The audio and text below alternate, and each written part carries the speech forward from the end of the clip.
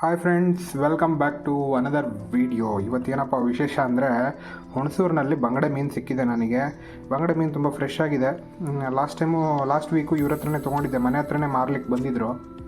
So ತುಂಬ fresh ಆಗಿದೆ. ಇದಕ್ಕೆ ಒಳ್ಳೆ ಮಸಾಲೆ ಹಚ್ಬಿಟ್ಟು ಫ್ರೈ ಮಾಡಿ ಒಳ್ಳೆ ಸಾಂಬಾರು ಕೂಡ ಮಾಡ್ಬೋದು.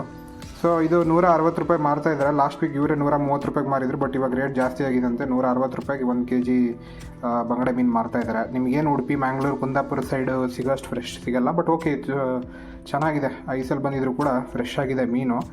ಲಾಸ್ಟ್ ವೀಕ್ ಕೂಡ ಇದನ್ನು ತಿಂದಿದ್ವಿ, ತುಂಬ ಚೆನ್ನಾಗಿತ್ತು.